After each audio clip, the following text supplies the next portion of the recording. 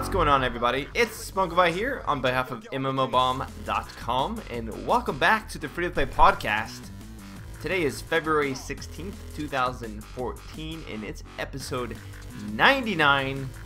99, just one away from turning 100, being triple digit in age. Oh, this podcast. I remember when it was just a wee little lad. And speaking of a wee little lad, I wasn't even the host at that time. I wasn't even a part of MMOBomb at that time. So we're going retro next week, guys. Be sure to tune in, because we're going to have a couple of interesting surprises for you for the big 100. Now, speaking of surprises, someone who is always full of them, we've got our regular co-host here, Jason Winter. Jason, how are you doing, man? I was doing great until you put the pressure on me to come up with a surprise. Now I got to think of something.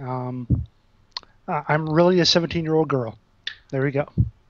That is some good software you're using. I am very impressed. I have to say, you've been living this life for quite some time, and hats off to you. What's your real name? My real name is Jessica. Jessica? Jason Jessica Winter, glad to have you on the show. Why don't we go ahead and jump into this week's news?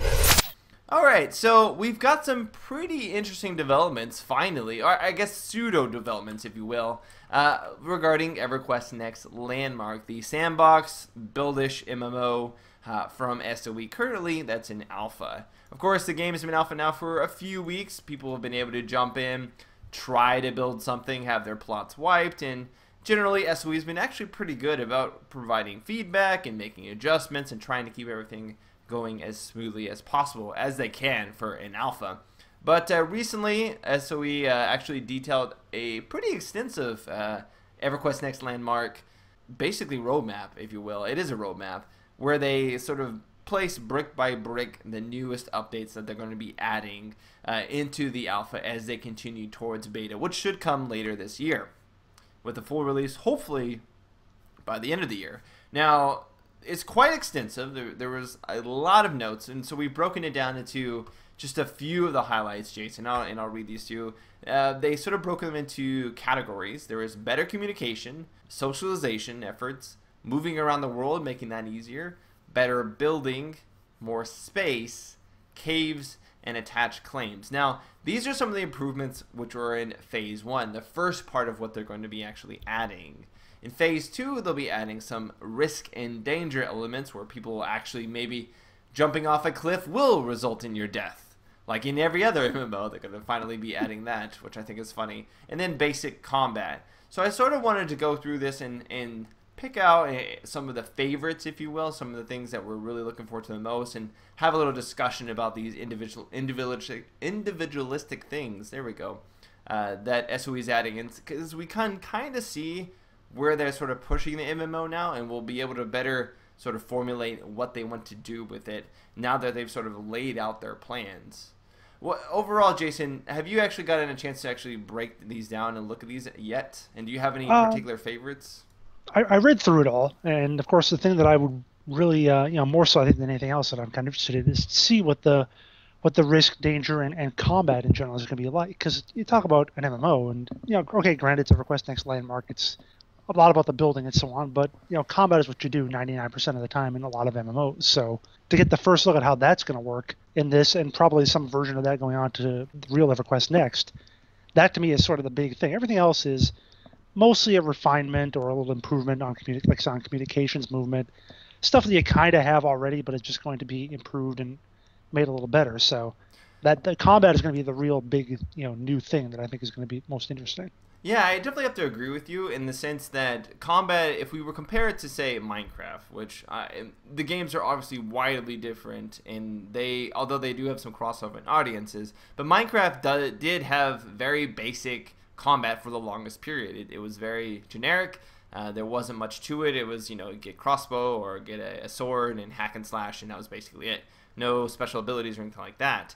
I'm curious, do you think that EverQuest Next Landmark could get away with having that basic of combat, just basic attacks? Or do you think the fact that Minecraft sort of had that indie look to it allowed it to sort of get away? Like, what do you define as basic combat? What would you define as basic combat? Pretty much like Minecraft, where it's left click to hit something, and that's about it. I could understand that being what they start with. but I think they'll have a lot more. I mean, he says there in the roadmap, this is the first of many steps that will lead us to the eventual combat style we want. First step is extremely basic as we prototype systems, but things will try to kill you. So I wouldn't expect a whole lot more than left click to hit things. Pretty much. Maybe right click for like one special ability or something, Yeah, like a secondary ability on your weapon. they do mention that there are buffs that you can get, and your combat abilities and defenses will all be tied to items and potions.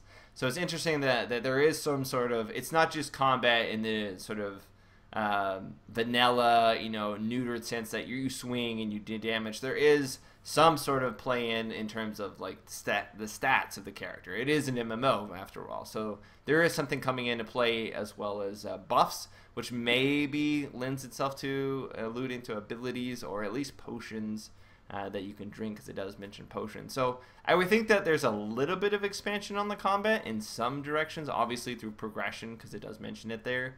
But I'm curious. For me personally, I think that having, in Minecraft, for example, you just had sword and the bow. That was fine. Everything else was very basic. The landscape was very basic. So you had that expectation that, well, the combat would be basic too. The enemies would be basic, how they jump towards you, etc. But there would be some novelty to it. With EverQuest Next Landmark, everything is triple A'd. Everything is explosive. Especially the trees, hypercharged. although they kind of toned down the trees a little bit. Yeah, they did. They don't explode anymore. I'm so sad. They don't explode anymore. Oh, it was so great. I can't wait for them to add that back in. That was the best thing. Exploding trees.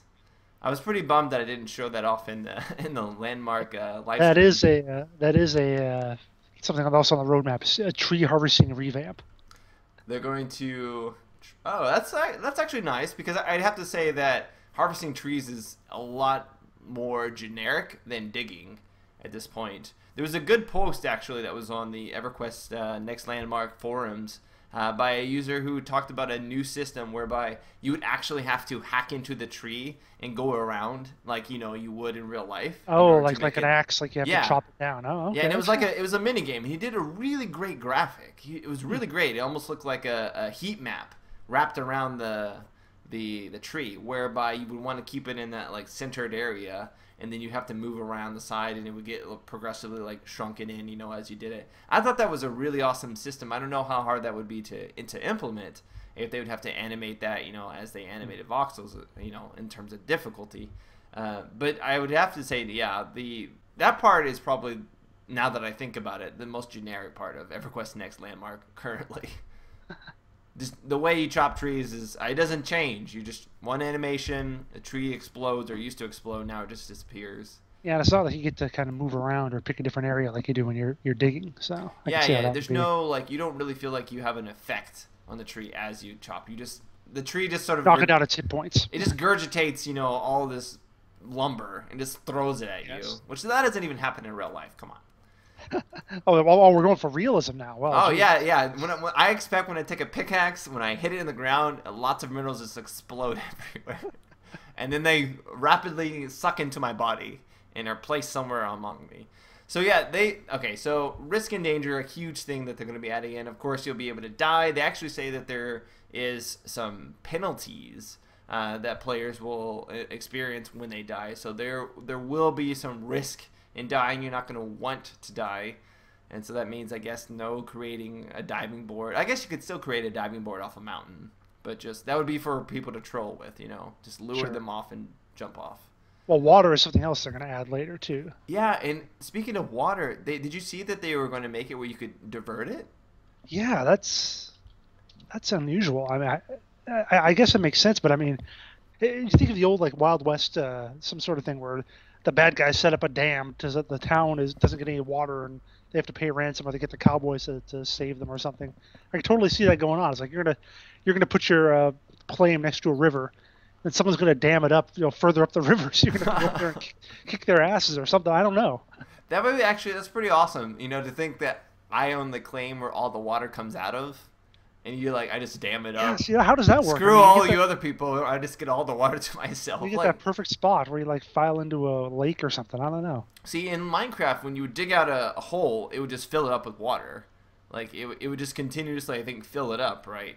Yeah, but I mean, also Minecraft. I guess Minecraft isn't that competitive, really. It's Oh, more no, competitive. for sure. I mean, people make it as competitive. That's the Sure, beauty of sandbox games. You can make it as sure. competitive as you want. It's just, You just don't see that very much, whereas here I could see it a little more. yeah. It would be funny to see that in Landmark, because Landmark is much more of a collaborative Hmm. style of MMO. It's very much they're talking about adding in socialization efforts to better improve the communication, voice chat, the ability, to, of course, finally for multiple people to work on the same claim. And there's all these different other things that they're doing. One of the things that I wasn't really sure about was the fact that they were, playing around with teleportation, the ability to teleport around the map to some degree, Hmm. specifically to people that you're like partied with or that you're friends with. And their rationale was that you still have to explore, you still have to run around, but in order to promote socialization and more communication and team play, I guess it's not so much team play; it's just social play, group Socialization, play, yeah. exactly. Um, that it's easier to, instead of like saying, "Oh, I don't want to run, halfway across this map. Let me just teleport to them." Yeah, I mean, pretty much every MMO needs some sort of fast movement so that you can get to your friends, but you got to get that balance between being able to hook up with people or go to someplace interesting versus having to actually run out and explore. And it sounds like they know that and they have that in mind. And they want to give you both those options, the ability to play with your friends and be near them, but also they don't want to completely take away your exploration capabilities. I mean, for me, I feel like until you go out and put your first claim or something like that, you shouldn't be able to teleport. Sure. It should be like a restricted sort of feeling, essentially. Like you're just exploring. You don't know what to expect. Everybody has to find those in MMOs. Everybody has to find those teleportation or flight paths on their own first. They have to find those things on their own. And yeah, okay, you can hook up with your friends and then just teleport around or whatever. But there's sort of that initial wonder of just being able to go out and just discover everything, just see how everything is, and Well, just except that you should be able to still go to a friend maybe if you want to put your thing next to your friends. I mean that's true, but I think like even You still, have you have to even if walk there the first time. yeah, walk there because it's sort of like the introductory experience. Who just skips over like the main island, in the first MMO that they do? Who does that? Like If you could, you would. if you Because could, you would, usually they're sure. terrible. Sure, but sometimes there's a pretty good experience, walking through and seeing what everybody else has made as you go towards where you're going to end up putting your claim and making something that you hope one day is as good as everything else that you just walk by. That's the sort of mentality that I see, forcing players to sort of run and get accustomed to the world that they're living in and what's out there. But then again, it could also play in a factor. If there's combat, how does that? Is it dangerous to get where you're going? Is it better just to Well, teleport to a yeah, friend? certainly it's going to be Oh, of eventually. course. Hopefully it is. And that one thing I really sort of, just to sort of shift just for a second, is I wanted to sort of talk about the fact that a lot of people are making mention that EverQuest Next Landmark is merely SOE's way of developing the tech for EverQuest Next, and then saying, oh yeah, we're still going to support it afterwards. We'll still add in these things. It's just easier to make EverQuest Next Landmark first, and then use that to reverse and create EverQuest Next. And I kind of wanted to get your opinion on that, Jason. I wanted to get your feeling. Do you feel as though they're really trying to make... Because even now, there's a lot of people who have a hard time distinguishing between the two if they just sort of, at a glance, listen about both of them. Do you feel like SOE is doing a good enough job right now to sort of distinguish the difference between the two? Or is EverQuest Next Landmark just sort of filling the void of information and just becoming the EverQuest Next MMO currently in Yeah, I everybody's don't. mind? Yeah, I mean, I think they could be doing better to sort out between the two, and it is very confusing. I know that they've tried and they've made at least some efforts to get that to work out. I mean, to me, I think the difference is that Landmark is going to be more centered around the building. The combat is going to be very, very minimal. The actual adventure MMO part of it. Whereas in EverQuest Next, it's going to be more of a full MMO with all the stuff you expect from an MMO and all the combats and the questings and the dragons and whatever, with also the ability to do some sort of building. I think it's going to be a little more limited. Obviously, there's going to be some sort of like NPC cities or whatever, structures and so on. So I think it's going to be more based around playing an MMO that also has these construction elements as opposed to making the construction more of the main part of the game. Yeah. I mean, not to sound like conspiracy theorist or anything like that, but if you take a step back and you look at EverQuest Next Landmark subjectively as what is unique about this game that is not going to be in Next, right? And you look at that and you say, okay, there's a lot more to do with building, specifically building, and being able to build with other people. Crafting, it's arguable that the crafting system will be in some ways similar to the one in Next. And obviously combats are going to be better in Next. So you look at it and you say, okay, EverQuest Next Landmark allows more substantial crafting to the same degree that the developers have. So in creating things, to the same degree the developers have, the same tools. And then you start to think, I start to think, well, it's the same tools, okay. And this is sort of a way for, SOE to test the voxel technology and allow people to create things and test their tools and get, a sense of the early parts, basic combat, basic water, basic creation, by the community, how everything's going, socialization. There's just a lot of things it seems like that EverQuest Next Landmark isn't going to have that's unique to itself that EverQuest Next will not have, essentially. Yeah, I see what you're saying. It's like, why would I, once Next comes out, why would I want to play Landmark anymore? Yeah. Other than being able to build more than you can in Next. And that's what I think it is. That's what I think the difference will be. It's like, if you want more of that Minecraft experience, you're going to spend more time in Landmark, whereas if you want a more MMO-like experience, you'll probably spend more time in EverQuest Next. So then the argument comes in, well, why not just combine both of them? And then I guess you just don't have enough MMO space to do so. You would just not have enough space to have all of the creation, and then on top of that, a sort of theme park feeling to it, because EverQuest Next sort of sounds a little bit, it's like a mixture of Sandbox and theme park. There's themed areas, but then there's a Sandbox sort of experience to it altogether. Mm-hmm. Speaking of Sandbox really quickly, I kind of wanted to get off and talk a little bit about, do you feel Sandbox MMOs, how they're developing towards and the current development styles of Sandbox MMOs that we've seen from not only, of course, PlanetSide 2, but EverQuest, and then, of course, you have ArcAge, all these MMOs coming out. Do you feel as though Sandbox is like the next revolution of MMOs, or is it just sort of like a permutation, a slight innovation of it, but nothing necessarily groundbreaking? And do you feel like Sandbox MMO is like the saving grace of MMOs now? Is it like something that finally pushes us into the next sort of gen of MMOs? What do you feel about Sandboxes, Jason? I think there's going to be a bit more of a merger kind of the two. I don't think you're going to have a whole lot of games that are, at least not a whole lot of really successful big market games produced by big companies and so on, that are strict sandboxes that are just straight up go out and do absolutely anything you want. I don't think we're going to see a whole lot of like EVE Online type stuff. I think it's going to be more, and I don't think we're going to see a whole lot of the strict theme parks either. Just go here, do that, go here, do that. I think you get kind of a mix of the two. You get games like, even something like Guild Wars 2 is a little bit like that, in that you can follow the leveling and do the stuff straight through, or you can kind of wander around a little bit. I think WildStar is slightly an example. It is definitely more theme park, but there's the war plots, which players will be able to create, and then we're seeing, I think, a little bit more Sandbox eke into and sort of squeak its way into theme park MMOs in their way of housing.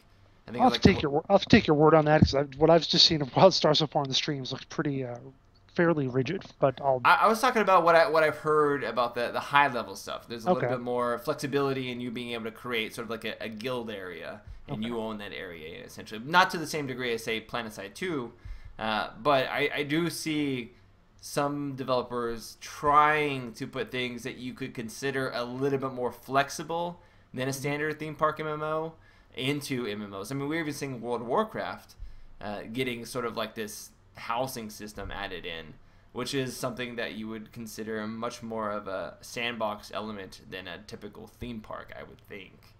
Well, I mean, it's basically, and that is sort of like it's sort of like the war plots in WildStar, where it's just, to me, it's a little more like just a different kind of PvP, which always has a longer shelf life and it's player content as opposed to developer created content. That's what PvP basically is. And that's even what Smedley started a blog. John Smedley just started a blog a couple weeks ago, where he talks about that. He says that developers can't produce content quickly enough to match how people consume it. Exactly.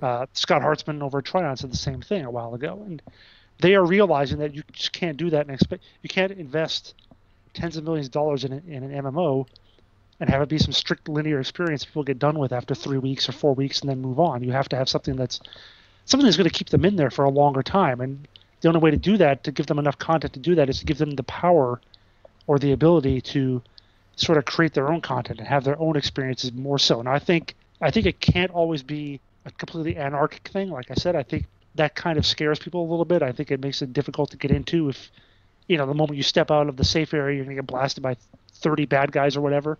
I think so. There's still got to be a little bit of guidance and a little bit of restriction on some level, but I think we're going to see a little less of the rigidness and a little more of the sandbox, definitely. A lot of developers say, sometimes players don't know what they want to do.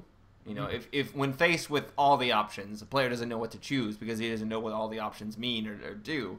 And in traditional sandbox games where you can do anything starting out the gate, like literally anything with really no direction, the player will find himself more lost than anything. And like you said, maybe ganked by high-level players. And I think that's a big experience that a lot of people that try EVE Online experience. But then if you sort of have a merger, like you said, you're right in the sense that I think developers can at least guide or push or maybe influence the direction players take and what they can experience in the sandbox, while still giving the players the opportunity to choose how they experience that content within the realm of doing their own thing and having option to.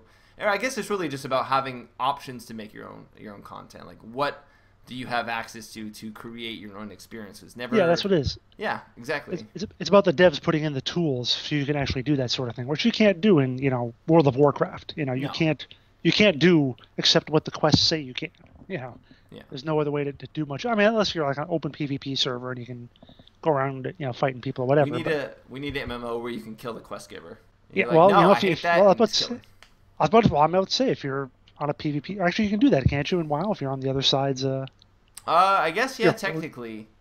Technically you could. I was just thinking, like, if someone refused to give you the money, or because you hadn't done the quest, a friendly quest giver. You just kill them, and then you just loot them, and then you're like, oh, I have reputation, I lost reputation or whatever. You gotta wonder about these, especially the guys who you barter tokens for these super weapons. Like, where are they keeping all that stuff? What are they using the tokens for? Why do they want so many tokens? Why do these vendors want 3 silver for like a boar tusk or something? Well, how is that valuable to him?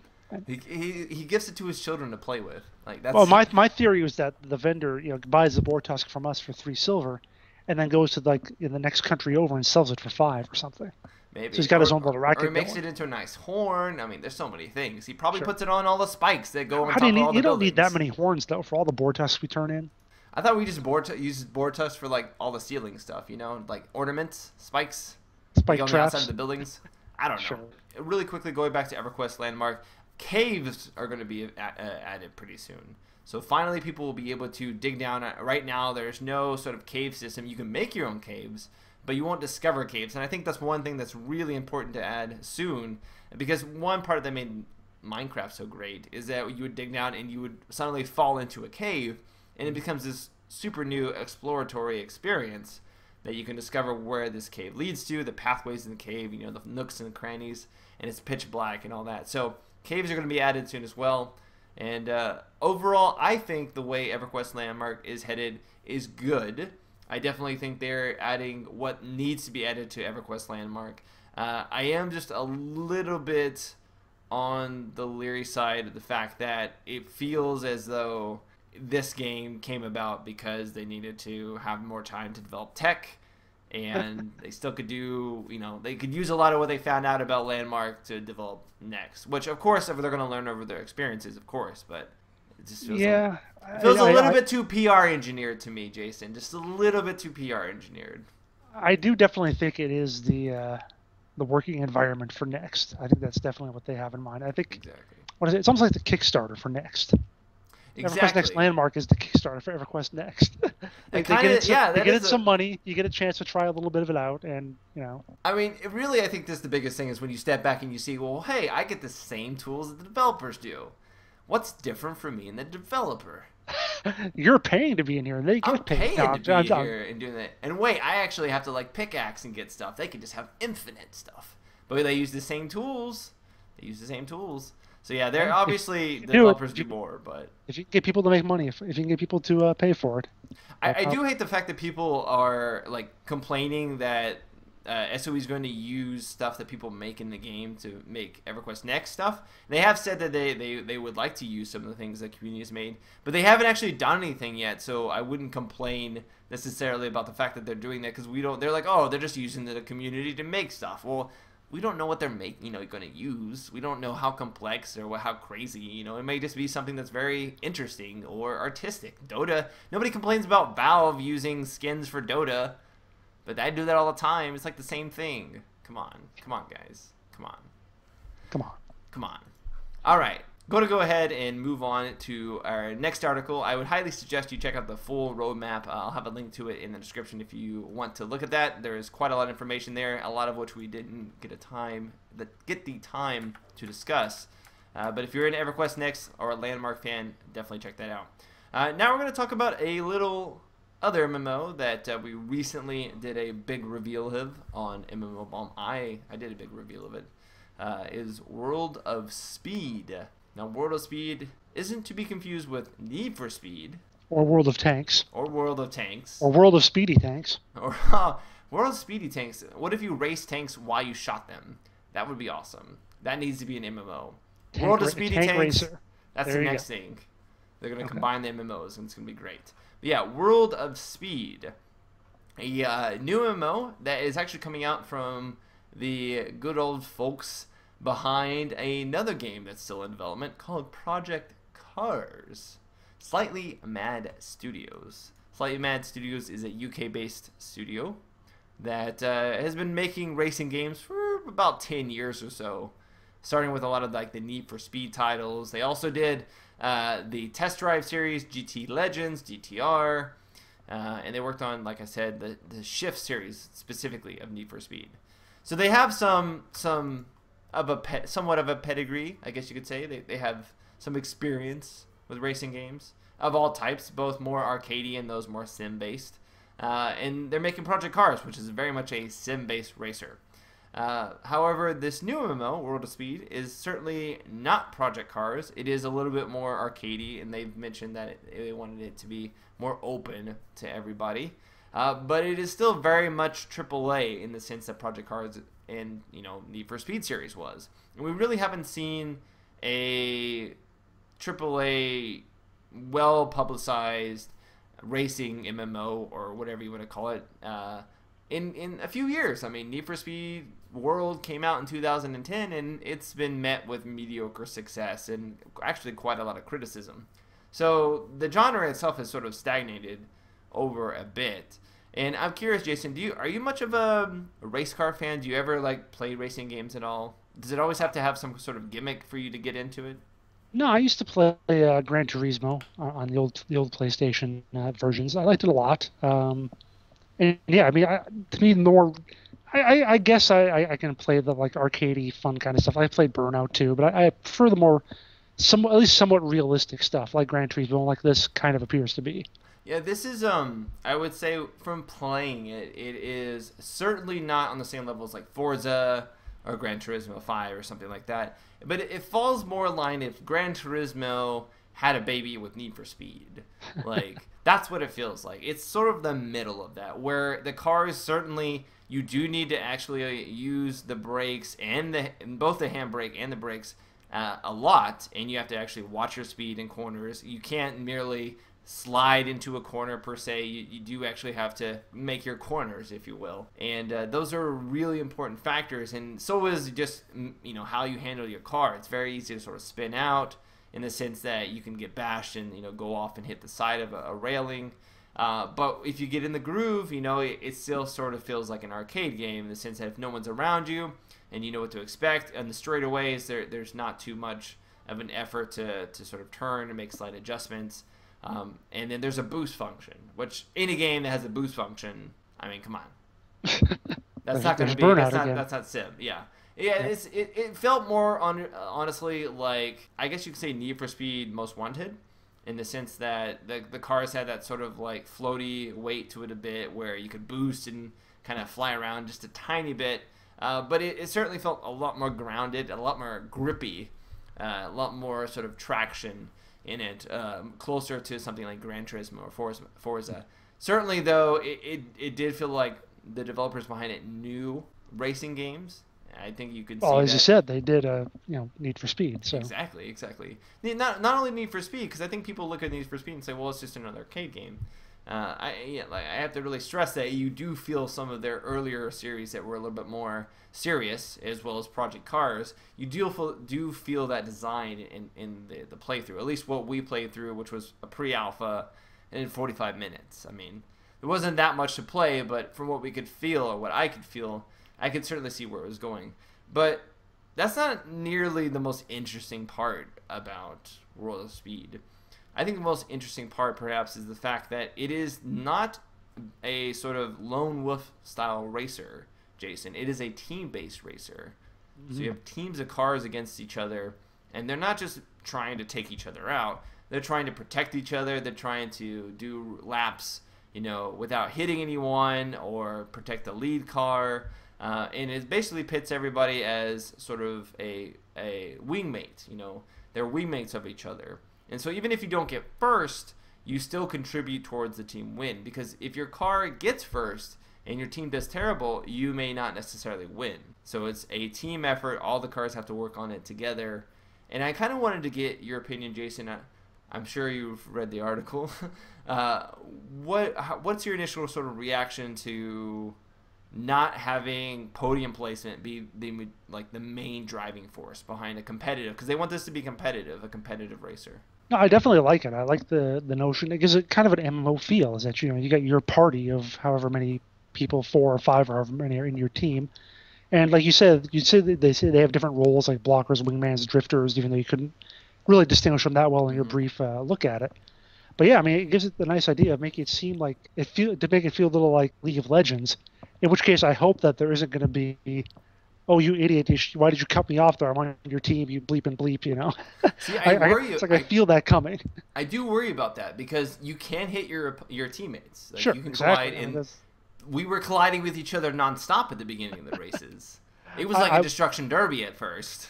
The other thing I wonder too is I hope that it's a video game. It's going to have achievements. Let's face it, it's going to have to. Now I hope that they're more team based than individual. Because if you have an achievement for finishing in the top 3, you have to do it like 10 times to unlock the thing. If I'm 4th and you're my teammate and you're 3rd, I'm going to try to pass you because I want to get a top 3 finish to get into the achievement. It might not affect the overall race and the points for that, but what am I going to get for finishing a little higher? Or am I going to get a little more cash or credit or something? See, they didn't really talk so much about achievements, but they talked about team objectives. So these team objectives are what are like hardcore, concrete things that you should be doing during a match, and it will display what those things are. So as a team, you guys should be trying to complete those types of objectives so that you can get the bonus score, get the better credits, get the more progression, and ultimately win the race. The way they have it set up is, even if you do terrible, if you're working towards whatever objective you're trying to work towards in that race itself, you're going to get progression, and that'll go directly towards upgrading your car, getting better, etc. It's not required for you to get a podium placement. So with having these hard objective sort of requirements and then lessening the impact of not getting first place, I think you're going to have more people willing, would be the word, to go ahead and try to complete those objectives, which may cause them to not get first place, but may ultimately cause their team to place higher. You're going to have stuff like that. I definitely see a role and sort of a situation where everybody can benefit, the good players and the bad. And that's just one mode. The competition between players and sort of like getting the most points is just one of the modes that they're going to have available. They did not go into what other modes they're going to have, but it does seem like they'll have different modes for a different style of players and those who are maybe more or less competitive. The game itself, though, it looks gorgeous. And I definitely the trailer looks amazing. Yeah, it looks that good in game. I mean, it really looks quite good. I'm I mean, it had some wub wub music in it, you know, in the trailer, which, I mean, I guess for a car game you have to have wub wub music, but yeah, I definitely say like it's a welcome addition. I just hope people will actually play it. What did they talk about in terms of, maybe it's in here somewhere and I forgot about it, but what is the monetization? So the monetization, nothing is going to be performance based. Okay. It's all going to be cosmetic. They wouldn't get in specifically to what that would entail. Obviously, it's still pretty early on. So It's cars. You're going to be able to trick it out. Like, you're going to be able to, you know, trick it out, etc. But it did seem like everything, they did make it specifically clear that everything that was performance oriented, you were going to be able to get through progression. They didn't make it crystal clear to me, at least as far as I can remember, whether or not you could also get that progression by using money. As far as I remember, that is a no, and I believe they'll only allow you to like get boosts. So yeah, experience boost. You know, et cetera, et cetera. So you get more currency that way to, you know, trick out your car more. But ultimately, it's all done through in-game currency, and it's not done through real money, which is great, obviously. And I know a lot of people on the video, when they were commenting on the trailer, were worried that would be the case, that, you know, you'd have to buy your cars with real money or anything like that. That's not the case. I do like the fact that you can play it really well with a keyboard. I got a chance to try it with a keyboard, and it played smooth. It played competently, and it also played pretty well with the controller as well. So you don't have to have a gamepad to play this, and you don't even have to have a steering wheel if you wanted to play it well. You could do it quite easily with a keyboard or just a simple Xbox controller. Now, one thing I have to get an Xbox controller then someday. Oh yeah, you can't just do it with a keyboard? Well, no, I'm just like, I don't have one. Oh, you don't have an Xbox controller, really? Yeah, well, now the I Xbox bought a One, game. though. I bought a game. I don't have an Xbox, but yeah, I bought a game on Steam a couple weeks ago and tried to put in my little USB controller that I've been using for a lot of stuff. Nope, needs an Xbox controller. Oh crap. Oh man, that's too bad. Yeah, I have an Xbox controller and works pretty well for pretty much any game that I can think of almost. It definitely required for something like Dark Souls. One thing with World of Speed that's a little different is the fact that we mentioned sort of the socialization aspect. It also promotes heavily like being in like this club, and it's not like a whoop, whoop, whoop club. It's more like a driving club. You know, it's like Fast and the Furious club, right? You know, you got your buddies that you guys just drive around. I should mention that as far as I could tell, the game wasn't open world. It is track based. Which may upset some people, I guess notably people who are fans of Need for Speed World. But to be honest, even in Need for Speed World, you could drive around, and then you had to get in a track. Like, it still teleported you to a track. Well, there's that other game coming out soon, The Crew.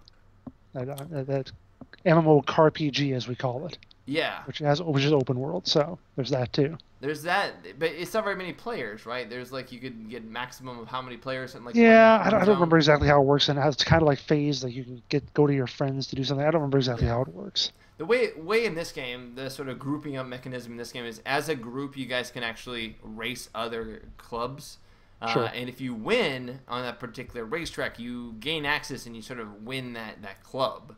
And so then you can walk around. You actually have a character and avatar that you can walk around, socialize with other club members there, show off your car, take pictures. You know, just basically like Rough House in this area, and it will show all your club branding and everything on the actual track when people race on it, which is pretty interesting. I mentioned to the developer that it should be allowed where players could get extra currency from people who race on that track. Oh. And it was like a light bulb went off in their minds. I guess they hadn't thought about it. I thought it would be pretty obvious that would. You know, when we see that in the game, we'll know that it was all because of you. Well, hopefully they put a little credit there, be like, special thanks for this idea. No, that's not how development works. Nobody does that. It's too bad. But yeah, I mean, overall, it does seem very promising. Great graphics, I'd have to say. That the avatars themselves were a little bit, let down, but I feel like I'm nitpicking at this point, especially because it's pre-alpha and the cars look amazing. I'm just really sort of concerned that it's not going to find an audience. This is really the first big, in quite some time, the first big MMO that's based around racing. And there's already a huge presence of that on, say, the PlayStation, the Xbox. You got Forza series, Gran Turismo, and then of course all the Need for Speeds and everything in between. But in terms of free-to-play, there's really no defining sort of, you can't really look for a defining racing game, be like, yeah, that one is like the best or one of the best or the defining best of the free-to-play genre of that particular one. Hopefully World of Speed can be like that, but I feel like it's going to be PC only. It's not going to tap into the Xbox or the PS4 audience, which may be detrimental, because are there that many PC racers who aren't already, playing something else and are interested in going into World of Speed? I feel like it's really nice and it's got great potential, but it's so niche for what it's going into, because it's untested, I guess, that we'll see whether or not it actually succeeds. That's just I have this like tiny bit of doubt in me, Jason. Just a little bit of cynicism where I'm like, I just don't know. Have faith, brother. I hope so. It's something. It's not a MOBA. It's not a MOBA. Yeah, there is that. Yeah, we're not talking about MOBAs. I mean, come on, it has to succeed. It's not a MOBA. But I've seen really innovative games not succeed, and so we don't really know. That being said, I do have I have a big amount of faith in Slightly Mad Studios, because they have worked on quite a few titles that have been noteworthy, including the upcoming Project Cars. So we'll see how World of Speed does. Let me know what you guys think of it in the comments below, what you thought of my preview, and let us know if it's something that you would play. All right, now moving on here, we're going to be talking just slightly a bit about some interesting changes in the law in the UK, particularly changes that affect free-to-play games and the advertisements within them. And I guess we should say that this primarily focuses on, I guess, browser games and, of course, mobile free-to-play games, but browser games is probably the biggest offender on top of mobile, obviously. And Jason, you actually recently wrote an article about these changes, and I would like you to sort of give us a little bit of a rundown of what exactly the UK felt was inappropriate that developers were doing in free-to-play games. Well, I mean, a lot of this stems from some of the things we've seen or heard about various, like people in the UK letting their kids get on their iPads or their phones or whatever, and a kid sees some free-to-play thing and like racks up thousands of dollars in charges because he doesn't know any better. And because of this, there's been some backlash. Now there are some new regulations from, I don't know what the name of the Office of Fair Trading. That's what it is.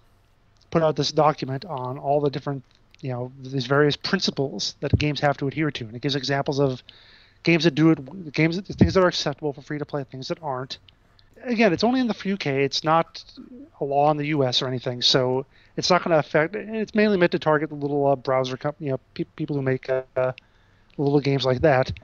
But it's just amazing to think if something like this could come over here. And I know it's a little bit of fear-mongering or whatever. But a lot of UK policy does inevitably come up in the US. I mean, for those that know, the US and UK share a lot of policy, and they interchange those. So it is very conceivable that would or could happen, to the US if, it caught on in the UK and it showed to be successful. I personally think that the free-to-play, the changes in remain, obviously they're more targeted towards the advertisements that say, oh, you could have done better if you just bought gold, just buy gold and win this part. And that's sort of what the UK laws are targeted as. They're targeted at making the distinction that if you need to pay money to do something that is not actually required for you to pay money, it has to clearly state that.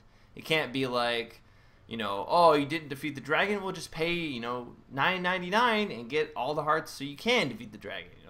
Those kind of things. And we don't really see that too much in downloadable free-to-play games, although we do see advertisements in between maybe loadings as well, sometimes, like promotional material for certain new editions or something like that. But the thing is, the stuff I see written there doesn't really make the distinction between a little app game and a full-on free-to-play game like PlanetSide 2 or something. So that's the thing and in fact, I'm going to take an example. In the UK, that's where the guys who make Total War, that's where they're based, and they're coming out with a free-to-play game, Total War Battle or Total War the Battles or Arena, Total War Arena it's called. So is this law going to apply to them? Are they going to have to shape up and make sure that they have everything in line with this? Because it talks about one of them. It says all material information about a game should be provided clearly, accurately, and prominently up front before the consumer begins to play, download, or sign up to it or agrees to make a purchase. It doesn't really define what that material is, though. Yeah, it says it has to be provided before they download it. It's like, well, geez, for any like PC game, what does that mean? Does it mean that if I go to their site, if I click on the download button, do you have to list everything that's in the cash shop and how I'm gonna have to pay for it? Can you hide it in page 38 of your EULA? You know, how does that work exactly? And it's not like, and then the point I'll make too is, it's not like we figured that the lawmakers and the people who write these sort of things and enforce them are experts in video games. No. Or computers in general. They're going to see something like this, and they're going to think that if they think that it doesn't match with what they think video games are, which are clearly for children. That's another part of the things down below. It's that you can clearly tell when a game is for children, which to some people means every game. Mm-hmm. It's like I'm not the kind of person who's like, oh, I distrust the government with regards to everything or anything like that. But it's hard for me to give them the benefit of the doubt with stuff like this. A lot of it is like, a game should not mislead consumers by giving the false impression that payments are required or are an integral part of the way the game is played, if that is not the case.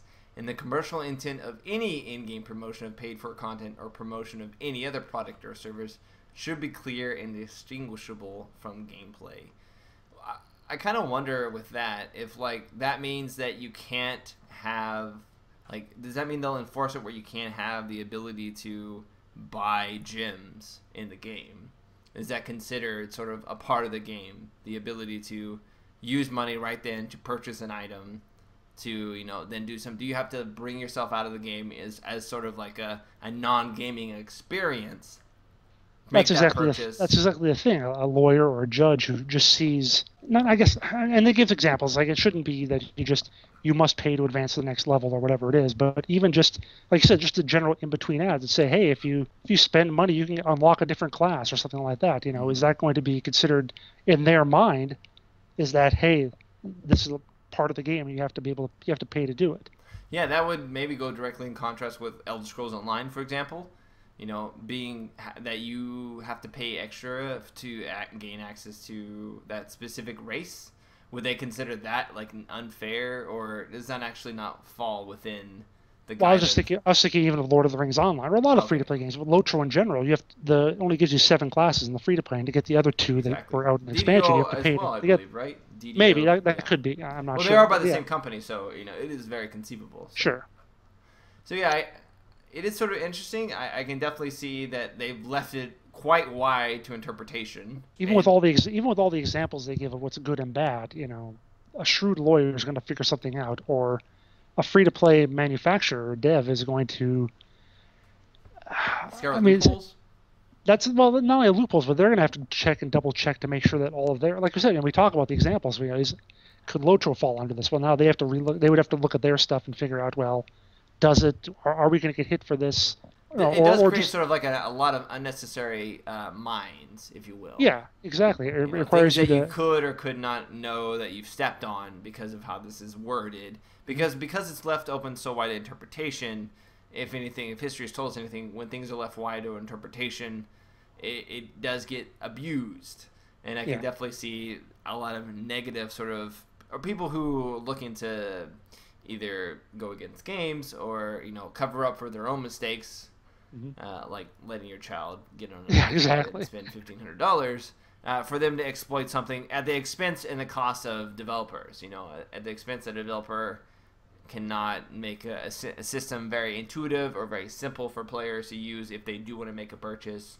But in fact, it becomes like a more, I guess, in the long run, just tedious. You know, it takes more time to do. And it doesn't really directly improve the quality of the experience for anybody, other than the person who's not watching their 6-year-old play on an iPad. What it makes me think of a little bit, I could agree that there are some really bad free-to-play games out there that do exploit people and children. Dungeon Keeper.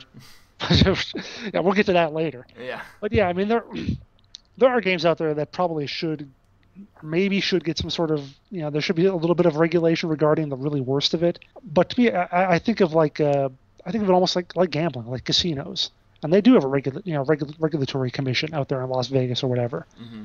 The difference being that they're not going to completely just issue these blanket statements to, you know, potentially screw over the casinos, because the casinos first of all, they're huge. I mean, you don't want to take them down because it just destroys Las Vegas. Whereas in this case, it's like if enough people in the government or whichever government or lawyers or whatever decided they could take down the entire gaming industry because of their free-to-play practices, they wouldn't have a problem with that.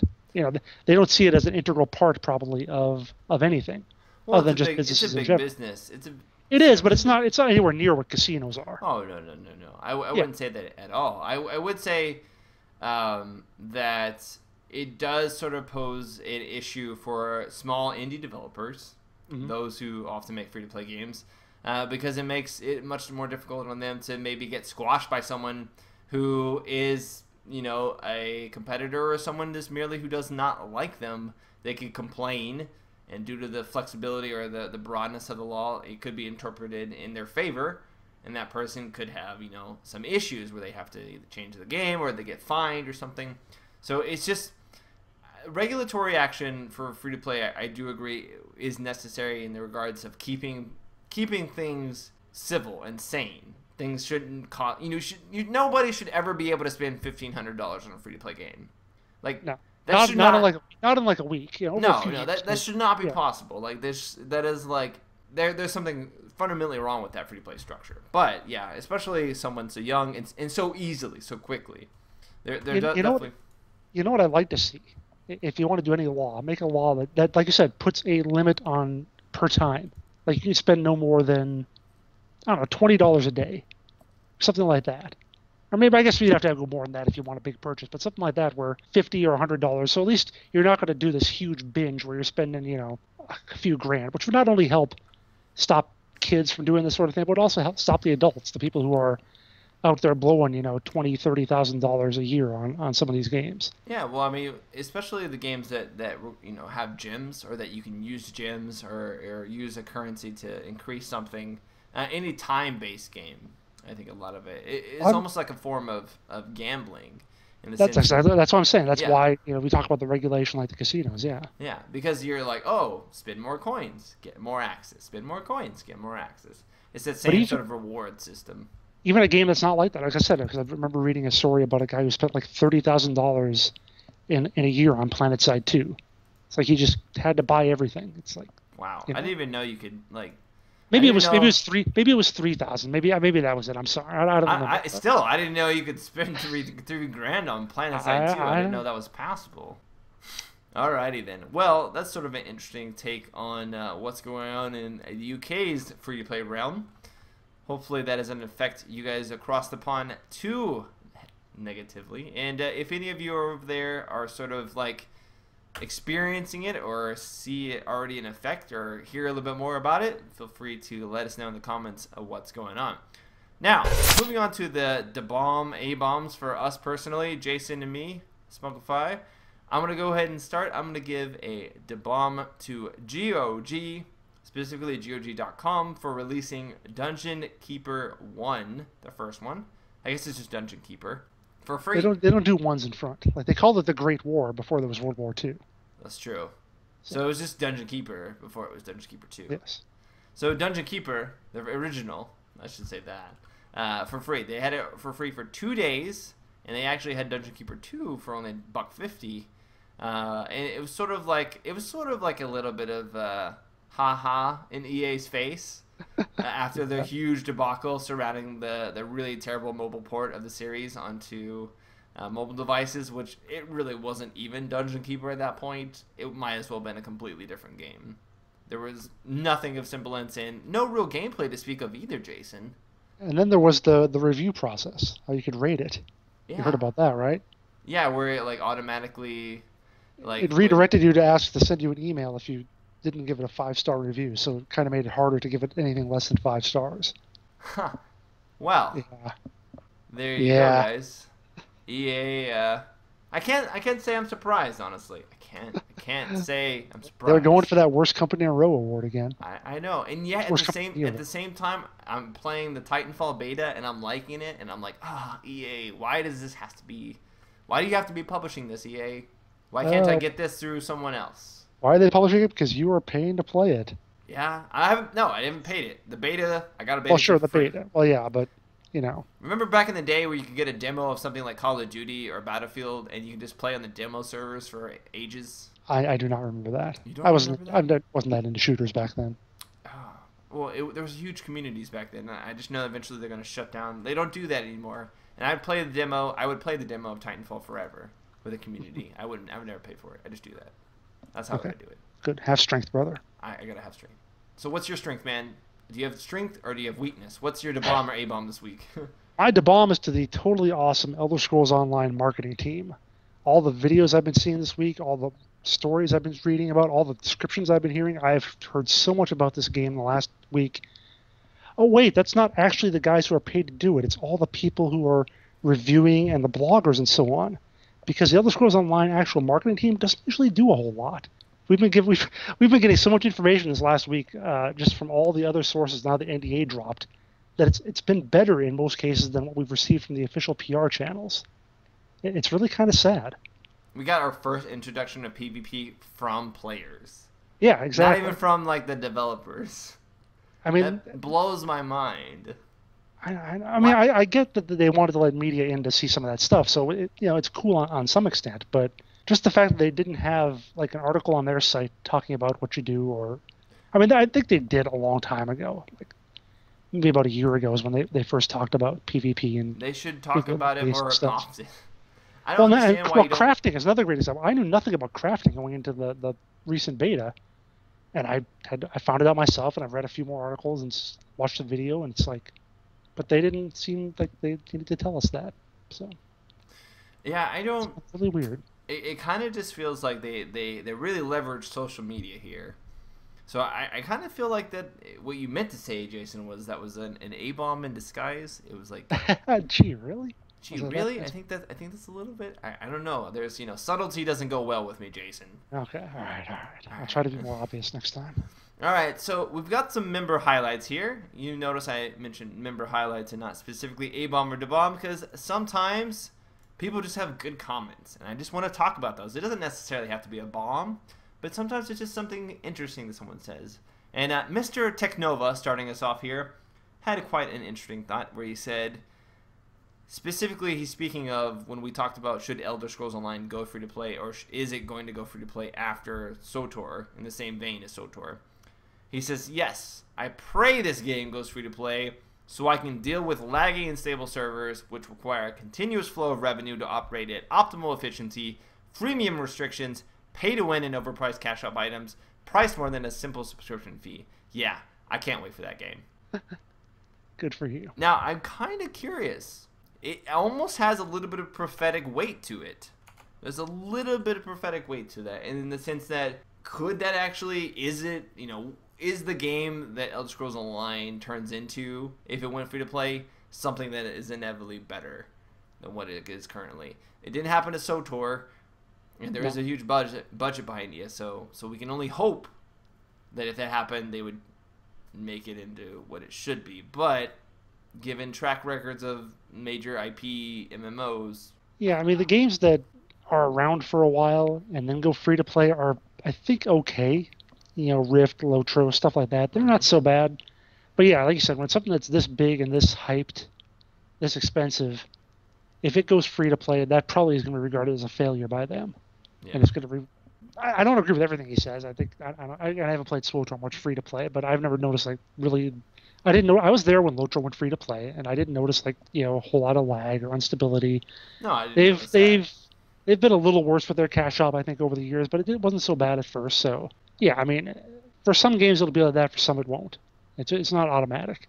I think he was just drawing parallels to how SWTOR was. To SWTOR, yeah. I mean, I'm not saying that everything that he mentioned would be what happened to ESO, but definitely it is something that could happen, and it just made me think about, oh man, that really could happen. Would it be better if ESO actually just went buy to play at that point? Because it would be something that's on consoles, everybody could buy it, everybody would have access to it, and then they could do like small DLC updates or something like that. And it would be what people are used to from another Scrolls game. You buy it, you play it forever. Yeah, you buy it, and then you buy a DLC. That's the big thing. Yeah. You buy a DLC, which in this case would be like expansions or additions. Horse armor. Horse armor. Adding horse armor, guys. Oh, yeah. All right, so the other comment here, Jason, I almost called you the guy's name. I'll give you the honor. Well, I am crazy, so it makes sense. Okay. Are you 65? Oh, I'm not that old. No. Okay. All right. This comment comes from Crazy65. He says, I'd like to give an MMOBomb to Area Games for publishing that horrible grindfest that is Scarlet Blade. Let me start by saying the game's absolutely soulless. My best bet on that is because whoever developed the game sold their soul to a 14-year-old boy who was raised by wolves. I like how he chose the age 14. Like, how did he come up with the age? Yeah. Also, they could make a poorly made mess with the only selling point being the game has slutty-looking girls in it for the hope of making a profit. Well, you know, free-to-play gets a bad name because people, I feel, they don't notice how games are or how they've looked in the past. It's like, I didn't need to play Scarlet Blade to realize this had no redeeming value. Yeah. It's like, and I wasn't expecting it. I wasn't planning on it. And I see this with a lot of other games that come into free to play. It's like, it's not that the game it's not that it's bad because it's free to play. It's bad because you can look at it and see, yeah, this is just free to play to get you in for a little while, and there's nothing else to it. Well, I remember when I was young and I played like some of the earliest free to play games online, and a lot of those were terrible free to play games. But when you're young and you don't know, you don't understand, you know, Sure. your level of tolerance is a lot higher because you haven't been experienced. You haven't had that soul crushing experience over and over and over for years on end. But the other thing is too, when you're talking about, you know, when you were younger, when you were a 14-year-old boy or whatever, there wasn't that much out there for free to play. Oh. Now, after like 4 or 5 years of a lot of free to play games, you'd think people would recognize this a little better. True, that is very true. You know, I actually went and looked to see what the current status is of Scarlet Blade, like if they've been developing and what have you. And there was a major patch. There was a patch rather that added achievements not too long ago. But in that patch, they added what was supposedly a major patch that moved the level cap up from 39 to 44. But they did it by mistake. So it patched, added the content. People started leveling past 39, started buying what was available in the cash shop now, and then the devs removed the content, de-leveled everybody, and some people are now trapped without the stuff that they bought. So Well, they now have do not been refunded. I was about to, say. I mean, did they at least keep the things that they could maybe use when the level cap gets raised? It removed the items and everything. Oh, well, that's entirely terrible then. It rolled the characters back. It was a rollback. Yeah, that's like legally something you could go after them for. Yeah, it only specifically rolled back characters from 44 or that had level past 39 rather. I don't know if they'd actually gotten up to 44, but if they level past 39, it rolled those back. So it didn't affect anybody who wasn't at max level, thankfully. But yeah, that's not really what you want people to see the first time, you know, you sort of like look into, hey, how's that game going? Oh, I see there's a major patch malfunction. Oh. And the worst part about Scarlet Blade is, I mean, at least get better jiggle physics or something if you're going to do that. Yeah, you notice they weren't even good looking boobs. The boobs breathe up and down. They don't actually jiggle. They breathe. They have like their own mind. Biology, they're alive, Jason. They're alive. Frankenstein's Yes. boobs. Yeah. Attached to that giant metal body, yeah. Oh. Question of the week, Jason. Yes, let's move on, please. Robotic jiggly boobs. Question of the week is better than that. Can MMOs actually keep up with gaming trends, or will they always feel behind? That was the question of the week from last week, and we had a couple of comments about it. Urso, or Urs00, I don't know how you want to go by. I'm sorry, man. I don't know if you're binary or not. It says, I think that MMOs have everything to lead trends in games, just by making the community part of how you shape the world and how the story is a huge advantage. Is this person like an EverQuest developer or something like that? How you shape the world? I think it's actually John Smedley. Oh, John. Good to have you on the show, man. The fact is that most MMOs are just money grabbers. Hundreds of generic titles trying to copy one successful game, hoping to be the next hit. But games like Planetside 2 and, I hope, EverQuest Next can be nice examples of how MMOs can deliver more than a single-player experience. You know, I made that comment before I'd read the rest of his thing, but then I hadn't even read it either. Seeing him pimp out 2 SOE games, it's definitely John Smedley. Definitely. He says, I hope. You know, he adds a little bit of Well, skepticism. he's got to hide itself a He's little got to throw you off the path. He has to throw you yeah. off the path. Yes, John. I do, too, agree.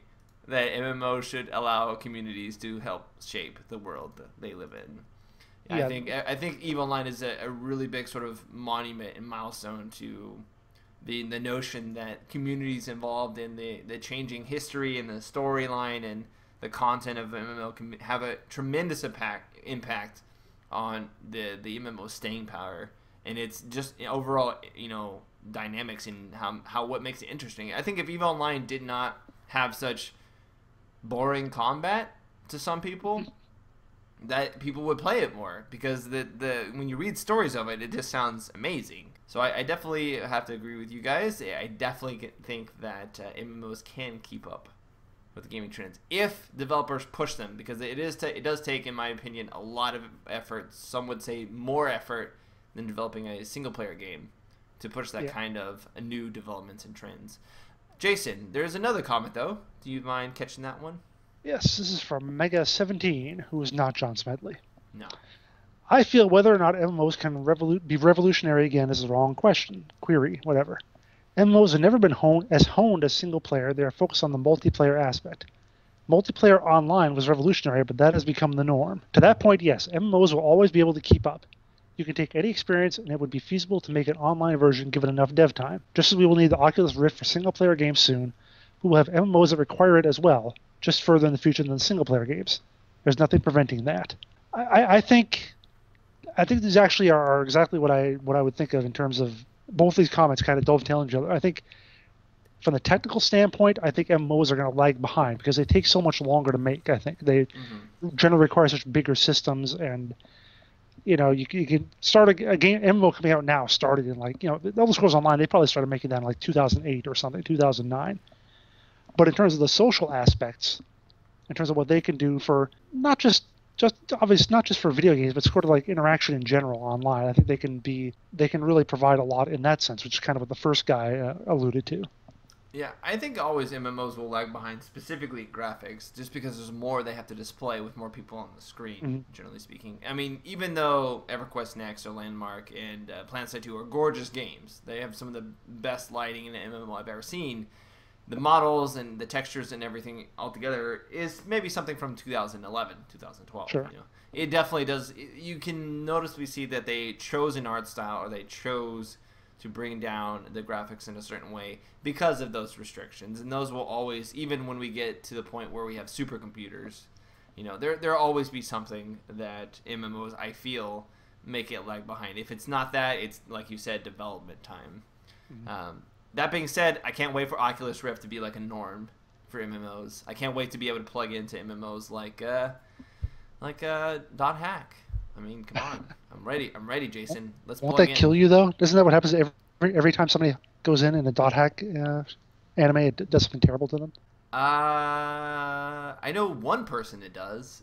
One person it kills them every time, but they can feel pain basically. Like when they die in the game, it's like they're dying basically. But I think you're confusing that with surrogates slightly.